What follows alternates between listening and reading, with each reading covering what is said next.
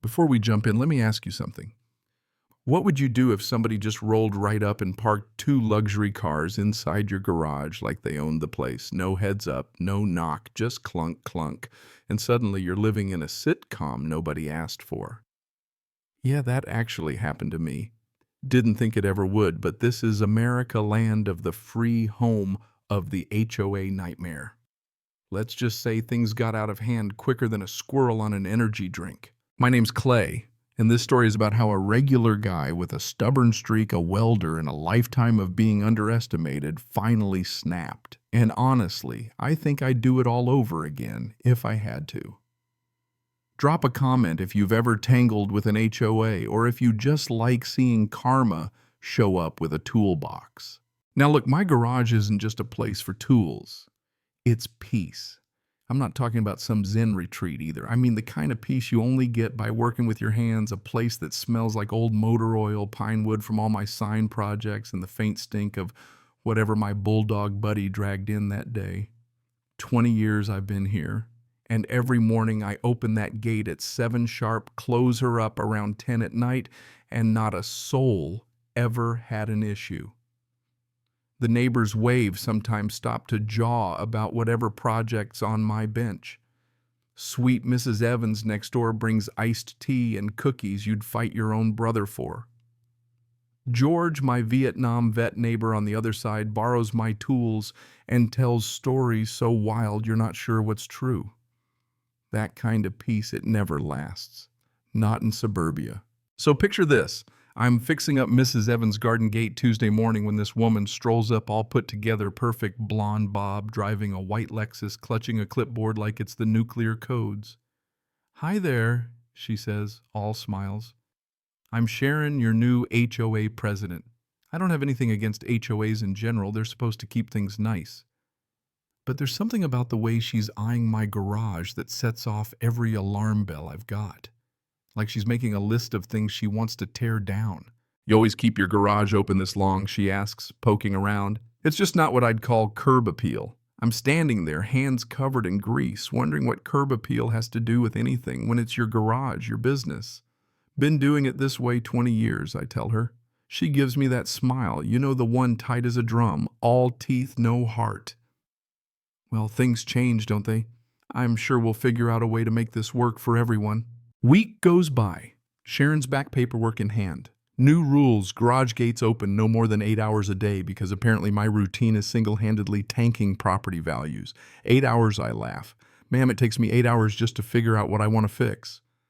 But she isn't joking. She's writing it down official as can be, and that's when the gut feeling really kicks in. This lady's going to be trouble. And boy, did the rules just start breeding like rabbits. Next week, tools can't be visible. Then a ban on changing oil in your own driveway. Fines for everything from lawn length to the offensive color of your mailbox. Felt less like a neighborhood, more like a prison where you get to mow your own cell. Even George, who's kept his yard military tight for decades, gets fined $300 because his grass was a 1/4 inch too tall, 3 1/4 inches clay. Like they're running NASA over here. He's waving a crumpled violation letter and laughing so he doesn't blow a gasket. But then it gets personal. I notice my security camera has been shifted, not broken, just angled away from the driveway toward the side fence. I figure maybe the wind. Then the plumber down the street tells me he saw a car going in and out of my garage real late. "You doing some kind of side job, Clay side job? I'm asleep by 9:30. I check and there are fresh oil stains, perfect circles, not from anything I own. Next day, Friday afternoon, Sharon shows up with a formal violation. Garage was open 9.5 hours yesterday. She's literally standing outside with a stopwatch, timing me like I'm an Olympic event. "That'll be $150, Mr. Russell." Next time it doubles. I try to keep it civil. My daddy taught me better, but inside I'm boiling. That night, I set up a backup camera, nothing fancy, just enough to record whatever's happening when I'm not around. Got a sick feeling this is about to get a lot worse. I wish I was wrong. Wednesday morning, I'm called out across town to fix a garage gate. Family I trust, 3 hours work. I tell Buddy to hold the Ford head out, thinking I'll be back by noon. At 11, my phone buzzes. It's my landline calling my cell set up that emergency system after Dad's heart attack only triggers if Buddy's flipping out. I hear my dog going nuts on the answering machine, not his squirrel bark, but the full-on someone's in the house alarm. I hurry home. My garage gate is closed. I never close it if I'm coming back that day. The bottom edge gives it away. There are cars inside. I hit the remote and it grinds up slow as a funeral. There they are. 2 Lexuses, one white, one black. Sharon's is the white one, the black's new. My workbench is shoved out of the way. I call 911 knowing I sound nuts. Someone broke into my garage and parked in it. Officer Jenkins. Nice guy, checks for forced entry. No sign of a break-in, sir. Civil matter. You'll need to contact your HOA or get a lawyer. The system's set up to keep people like me stuck and angry. I call the HOA. Sharon's in meetings. Leave messages, no response. I call 3 lawyers. One wants $500 up front. Another is booked till Christmas. The third says I can sue in 6 months. 6 months. My garage is hostage, and I'm supposed to wait it out. George comes over with a 6-pack. We sit on my porch because we sure as hell can't sit in my garage. Sometimes George says the system don't work. Sometimes you got to make your own justice.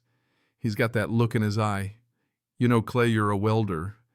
That gate could use some adjustments. I'm not the vengeful type. But you push a man far enough, you find out what he's made of. And I was done being pushed. Plan simple, weld that gate shut, 8 points, lock her cars inside, make her sweat. I pack up, ask George to watch Buddy. Say no more, brother. I load my welder at midnight hand, steady heart racing like a teenager sneaking out. Brave or stupid? Guess I'll find out. I circle my property, double check. The lights trace each weld spot like a general drawing up a battle plan. The first spark makes me flinch, not from the heat, but from the weight of it. Last time I welded something this serious, it was after a flood fixing the town bridge with my old man. He always said welding's about will, son, not just metal. And that night I had plenty of will. I seal the main track. The emergency released the bonus spots just for good measure. Every bead is perfect, permanent as anything I've ever made. I clean up every scrap sweep, the concrete, check my camera, then get out before daylight, watching my house fade in the rear view. Motel coffee's awful, but the Wi-Fi's decent. I wait glued to my camera feed. Morning comes. Sharon, punctual as tax day, rolls up with her remote coffee in hand, hair flawless. Gate doesn't budge. She tries again. Nothing. Gets out, sees the welds. She goes from confused to furious so fast I almost feel bad, almost. Instead of calling me, she calls in the HOA handyman crew. They show up, poke at my welds, scratch their heads, and leave after 4 hours defeated. Next, she brings in professionals with torches. They spend 6 hours, manage to cut through one weld.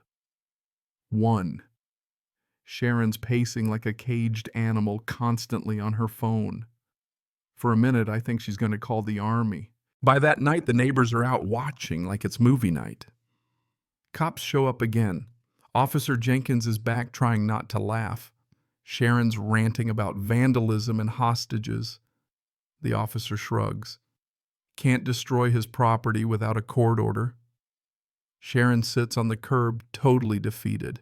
And here's the twist. Turns out I'm not the only one. George tells the next neighbor who tells the next. Suddenly, everybody's got a Sharon story with $200 fines for mailbox colors, citations for kids' bikes and driveways, inappropriate outdoor display of personal textiles. That's laundry, y'all. Sharon's reign is unraveling fast. Friday, 3 black SUVs roll up regional HOA suits. I watch them through the camera, Sharon going from confident to terrified. While they're meeting, I email the regional office the camera footage from weeks ago. Sharon and her accomplice moving my stuff, Test parking the cars, snapping pictures. Evidence clear as day. Monday morning, I get a call. Mr. Russell, we've reviewed your situation. The individual in question has been relieved of her position. She'll pay to restore your property and a $5,000 fine for unauthorized use. $5,000. They send a real crew to cut my welds, no damage done. Wednesday, I roll home. George and Buddy are waiting the whole block watching. People clap, no kidding. The casserole brigade arrives. The kids make me a garage hero card with a crayon drawing of me in a cape. For the first time in months, it feels like a neighborhood again. The crew finishes up Sharon's. They're red-faced, silent. She backs her Lexuses out, doesn't look at anyone. As she pulls away, the neighbor lady calls out, "Missed a spot on the paint, Sharon, absolute mic drop." The street's quiet. The storm passed. House goes up for sale with a motivated seller sign. Neighborhood breathes easy. A month later, I find a note slipped under my gate. "Mr. Russell, you taught me a lesson I needed to learn. I was wrong. Your garage is beautiful." Signed, Sharon. Don't know if she meant it, but it closed the chapter. We got a new HOA president, a retired teacher. First thing he did was toss half of Sharon's rules. I put up a new sign, Clay's Garage, 30 years of honest work, respect given and earned. Gate opens when I say so, closes when I please. Buddy's back in his spot, peace returns. So yeah, sometimes you gotta stand up for what's yours, even if it means breaking a sweat or a few rules.